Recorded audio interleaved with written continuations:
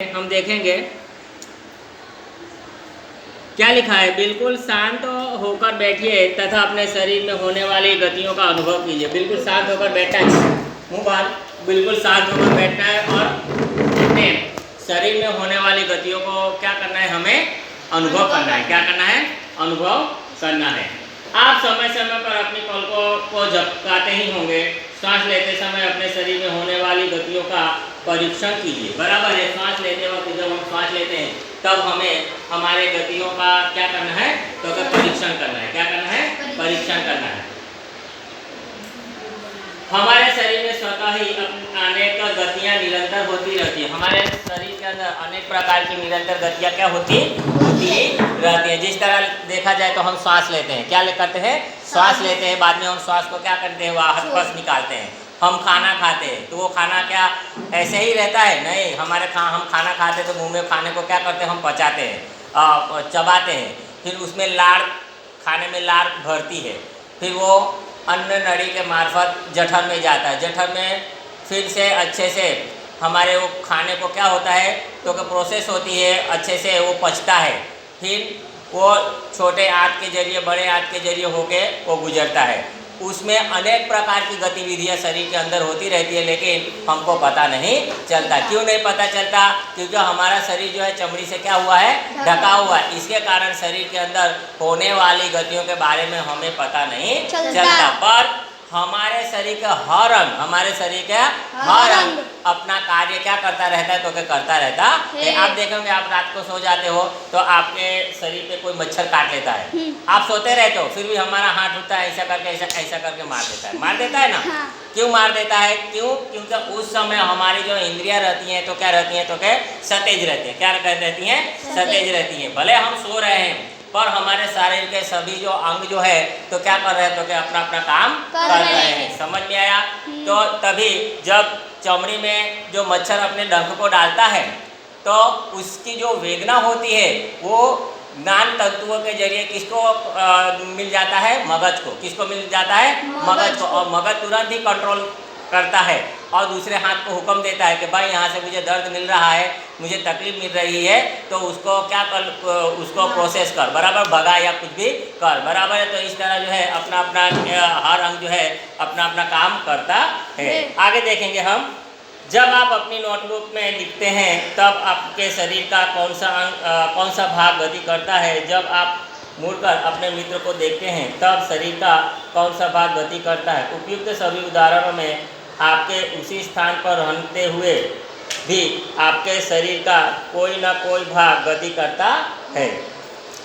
आप उठकर अपने अध्यापक के पास जाते हैं, कक्षा के बाद विद्यालय के मैदान में जाते हैं अथवा विद्यालय के बाद अपने घर जाते हैं। तो इस स्थिति में आप एक स्थान से दूसरे स्थान तक वास्तव में चलकर जाते हैं। आप चलकर, दौड़कर या कूदकर एक स्थान से दूसरे स्थान पर जाते हैं। आइए अपने मित्र, अध्यापकों एवं अभिभावकों में चर्चा करके सारणी 5.1 भरते हुए यह देखते हैं। तो यहाँ पे देखो, ये जो है गाय, पहले जीव का नाम लिखा हुआ है, उसमें गाय है, मनुष्य है, सांप है, पक्षी है, कीट है, मछली है, बराबर है। दूसरे में गमन के प्रयुक्त होने वाला भाग, अंग, बराबर है। तीसरा जो है खाना है, जंतु कैसे गमन करते हैं। जिस तरह देखा जाए गाय, तो गाय किसके जरिए चलती है, पैर के जरिए। किसके जरिए चलती है, पैर के चलती है। फिर मनुष्य जो है किसके जरिए चलता है, तो क्या पैरों के जरिए ही चलता है ना। तो पैर लिखना पड़ेगा और बाजू में लिखना पड़ेगा चलना। सांप, संपूर्ण शरीर, सांप जो जाता है तो संपूर्ण शरीर इस तरह सांप जाता है और क्या करता है, सरकता है। सांप क्या करता है, सरकता है। आगे पक्षी, तो पक्षी क्या करता है, पक्षी पंख होते हैं। पक्षी के क्या होते हैं, पंख होते हैं। तो वहाँ पे पंख लिखना पड़ेगा और उड़ना, क्या लिखना पड़ेगा, उड़ना। लिखे आप लोग।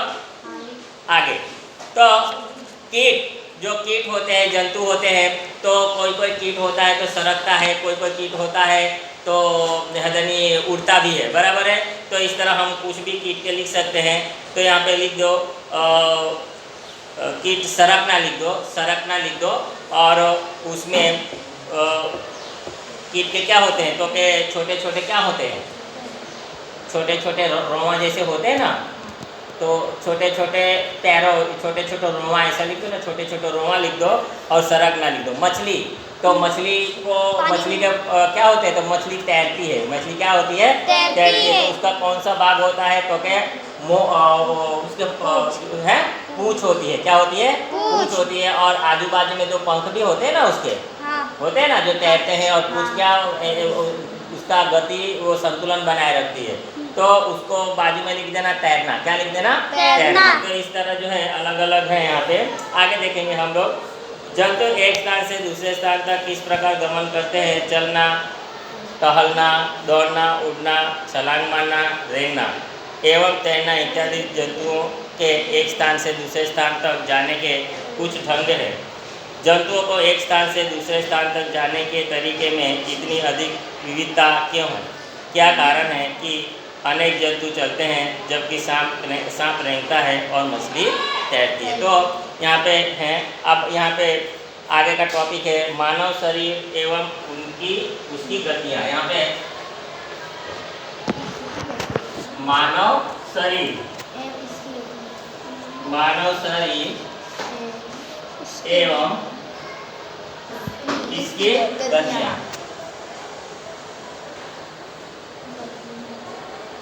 यहाँ पे हमें कोई भी जंतुओं के बारे में नहीं देखना है, पर अपने मनुष्य शरीर के बारे में यहाँ पे हमें पढ़ना है।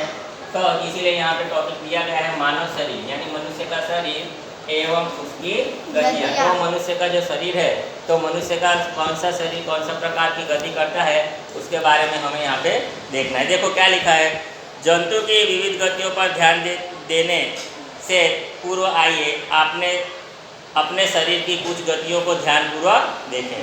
क्या आपको विद्यालय में शारीरिक व्यायाम करते समय आनंद आता है। यहाँ पे प्रश्न पूछा है, विद्यालय में शारीरिक व्यायाम करते समय आपके हाथ एवं पैर किस प्रकार गति करते हैं। आइए हमारा शरीर जिन जिन गतियों को करते हैं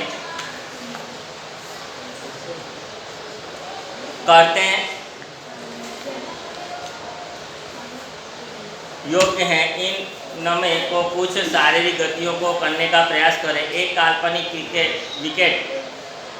क्रिकेट पर काल्पनिक गेंद फेंकने का प्रयास कीजिए।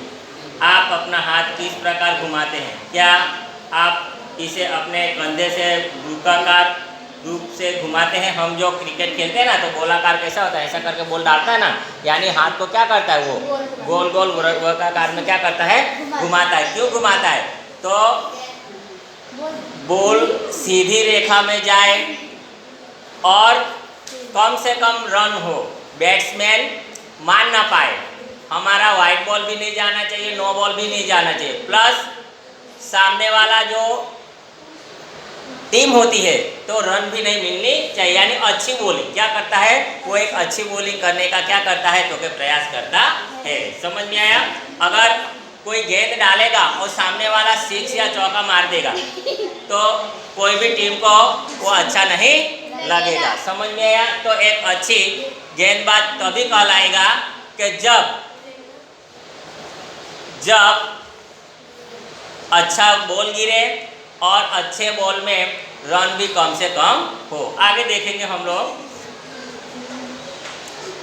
क्या आपका कंधा भी गति करता है। पीठ के बल लेट जाइए तथा अपने पैर को कूल्हे के चारों ओर घुमाकर अपनी भुजा को कोहनी से ऊपर नीचे कीजिए। इस प्रकार पैरों को घुटने को से मोड़िए। अपने हाथों को अपने पासों में सीधा तानिए। भुजा को मोड़ते हुए अंगुलियों से कंधों को छूइए। आपने अपने हाथ का कौन सा भाग मोड़ा।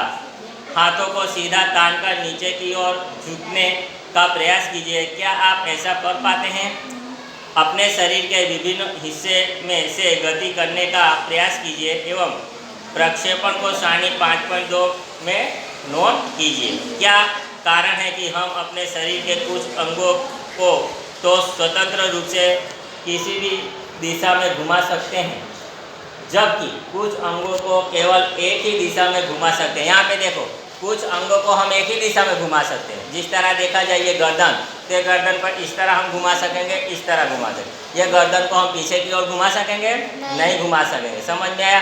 आँख को हम इस तरह घुमा सकेंगे, इस तरह घुमाएंगे तो आँख को हम पीछे की ओर घुमा सकेंगे नहीं। तो शरीर के कुछ अंग हैं जो स्वतंत्र हैं जिन्हें हम घुमा सकते हैं, पर कुछ अंग ऐसे हैं कि जिनको हम पूरी दिशा में उसे घुमा नहीं सकते। आगे देखेंगे हम लोग क्रियाकलाप एक। देखो क्या लिखा है क्रियाकलाप एक में, एक पैमाने को अपने हाथ के चित्र 5.1 में दर्शाई गई स्थिति में रखिए जिससे आपकी कोहनी पैमान के मध्य में रखें। अपने मित्र से पैमाने तथा हाथ को एक साथ बांधने के लिए कहिए। अब अपनी कोहनी को मोड़ने का प्रयास कीजिए। क्या आप इसे मोड़ सकते हैं? यहाँ पे हमें रस्सी बांध देना है। क्या कर देना है? रस्सी। अगर हम रस्सी में मतलब डंडी बांध देना है, लकड़ा बांध देना है और उसको रस्सी से अपने को क्या कर देना है? अच्छे से बांध देना है। जब हम यहाँ पे लकड़ी बांध देंगे और अच्छे से बांध देंगे तो क्या हम हाथ को मोड़ पाएंगे? नहीं मोड़ पाएंगे। क्यों? क्योंकि हमारे पीछे क्या बंधी हुई है? लकड़ी बंधी हुई है, लकड़ी रस्सी के जरिए बंधी हुई है। हमारा हाथ क्यों मुड़ता है? तो क्या हमारा हाथ कोहनी के जरिए मुड़ता है। किसके जरिए मुड़ता है? कोहनी के जरिए मुड़ता है। समझ में? ये पैर भी जो है तो घुटन के जरिए मुड़ते हैं। समझ में आया? अगर हम इस पे कोई लकड़ी से बांध देंगे या हाथ को किसी लकड़ी के बांध देंगे तो वो पूरी तरह वो मुड़ेगा नहीं। समझ में आया? तो यही है कि शरीर के कुछ अंग जो है स्वतंत्र रूप से मुड़ते हैं, घूमते हैं, बल्कि कुछ अंग नहीं घूमते। आगे देखेंगे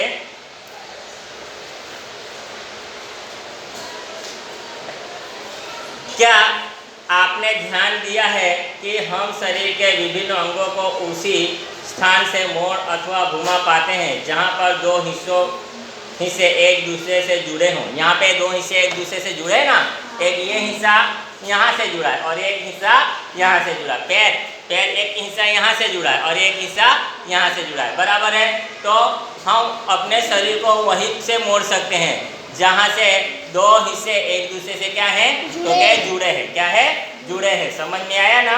अब यहाँ पे हम ये गर्दन अपनी सीधी है, गर्दन को हम थोड़ा ऐसा कर सकते, हिला सकते या ऐसा हिला सकते, पर हम क्या पीछे की ओर मोड़ सकते हैं? नहीं, क्योंकि ऐसा कोई भी यहाँ पे अंग नहीं है कि एक दूसरे से जुड़ा। गर्दन क्या रहती है? तो क्या सीधी रहती है। आगे देखेंगे हम लोग जहाँ पर दो हिस्से एक दूसरे से जुड़े हो, उदाहरण के लिए कोहनी, कंधा अथवा गर्दन। क्या आप ऐसे कुछ अन्य भागों के नाम बता सकते हैं? इन स्थानों को संधि कहते हैं। क्या कहते हैं? संधि। यदि हमारे शरीर में कोई संधि नहीं होती तो आपके विचार में क्या हमारे लिए किसी भी प्रकार की गति करना संभव होता? नहीं। वास्तव में इन संधियों को कौन सी वस्तु परस्पर बांधती है? अपनी उंगलियों द्वारा अपने सिर, चेहरे, गर्दन, नाक, कान, कंधे के पीछे, हाथ, पैर, उंगली एवं पांडुलियाँ को दोहराइए। क्या आपको ऐसा अनुभव हुआ है कि आपको उंगली किसी कठोर वस्तु को दबा सकती है? ये कठोर संरचनाएं अस्थियाँ हैं। क्या है? अस्थियाँ। अस्थियाँ यानी हाथ। अस्थियाँ यानी हाथ। अपने शरीर के अन्य भागों में इस प्रक्रिया को दोहराइए। इतनी सारी अस्थियाँ, जब अस्थियों को नहीं मोड़ा जा सकता तब हम अपनी कोहनी को कैसे मोड़ लेते हैं? हाथ के ऊपरी हिस्से से लेकर कलाई तक एक ही लंबी अस्थि नहीं होती। वास्तव में अनेक अस्थियाँ कोहनी तक जुड़ी रहती हैं। इसी प्रकार हमारे शरीर के प्रत्येक हिस्से में अनेक अस्थियाँ हैं। हम अपने शरीर को कैसे उसी स्थान पर हिला या झुका नहीं सकते जहाँ ये अस्थियाँ एक दूसरे से मिलती हैं। तो यहाँ पे हमारे शरीर पे अनेक प्रकार की अस्थियाँ हैं, बराबर है। जब हम पढ़ते थे तो हमको सिखाया गया था कि हमारे शरीर में कितनी प्रकार के हाड़ हैं, अस्थियाँ हैं? तो कि 206 कितने हैं? 206 हमारे में। हाँ, 206 प्रकार की अस्थियाँ हैं, बराबर है। अब यहाँ पे ये हड्डियाँ हैं, ये हड्डियाँ यहाँ से क्यों नहीं मुड़ती, यहाँ से हमारा हाथ क्यों नहीं मिटता, क्यों? क्योंकि यहाँ से लेकर यहाँ तक हाथ जो है किसके जरिए, कोहनी के जरिए जुड़ा है। किसके जरिए जुड़ा है? कोहनी के जरिए। और यहाँ से लेकर हाथ हमारा क्या है, अस्थियाँ क्या है, सीधी हैं, क्या है, सीधी है, और इसके जरिए क्या है, तो क्या जुड़ी है। समझ में आया? तो इसी तरह जब अस्थियाँ जहाँ पे होती है, हमारे शरीर में काफ़ी हाड़ हैं, पर जब तक वो कब मुड़ेगी, तो वो जब दूसरे कोहनी या इस अंगों के साथ जब जुड़ी रहती हैं, वहाँ से वो मुड़ती हैं, बीच से वो नहीं मुड़ सकती। समझ में आया? तो इस तरह है यहाँ पे।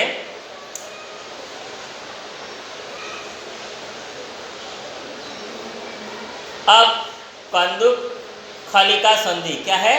कंदुक खलिका संधि। देखो कंदुक खलिका संधि में क्या लिखा है, कागज की एक पट्टी को एक बेलन के रूप में मोड़िए। यहाँ पे लिख देता हूँ,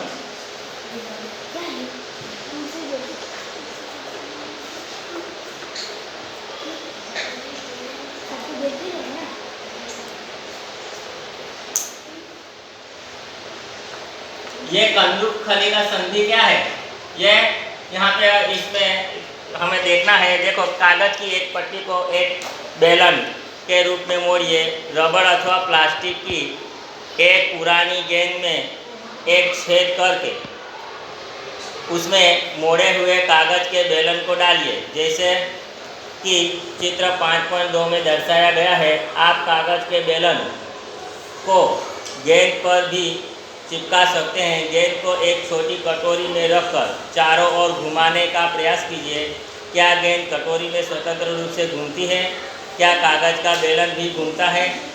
अब कल्पना कीजिए कि कागज का बेलन आपका हाथ है तथा गेंद इसका एक सिरा है। कटोरी कंधे के उस भाग के समान है जिसके आपका हाथ जुड़ा है। एक अस्थि का गेंद वाला गोल हिस्सा दूसरी अस्थि की कटोरी रूपी गुहिका में घसा हुआ है। इस प्रकार की संधि सभी दिशाओं में गति प्रदान करती हैं। क्या आप इन गतियों को उपरोक्त प्रकार की संधि का कोई अन्य उदाहरण खोज सकते हैं? इस अनुभव के प्रारंभ में शरीर के विभिन्न भागों को हमारे द्वारा दी गई गतियों का स्मरण कीजिए। यहाँ पे देखो, ये जो आकृति दी गई है, यहाँ पे हम देख सकते हैं, ये कंदुका खलिका संधि है। यहाँ पे ये जो जुड़ा हुआ है, और ये जांघ की अस्थि है। ये क्या है? जांघ की, ये अपनी जांघ की अस्थि है। और ये भी श्रेणी अस्थि है ये। तो ये यहाँ पे ये घुटन के जरिए हमारा पैर मुड़ेगा। और जो कहते हैं ना कंदुक खलिका संधि कहाँ है? ये कंदुका खलिका संधि है। यहाँ पे समझ में आया ना, यहाँ पे आता है ना, वो कंदुका खलिका संधि है। घुराग्र संधि, उसके बाद में क्या है? घुराग्र संधि। तो यहाँ तक रखो, बाकी का ज़्यादा पाठ लंबा हो जाएगा तो फिर अच्छा नहीं रहेगा। बाकी का हम बाद में देखेंगे।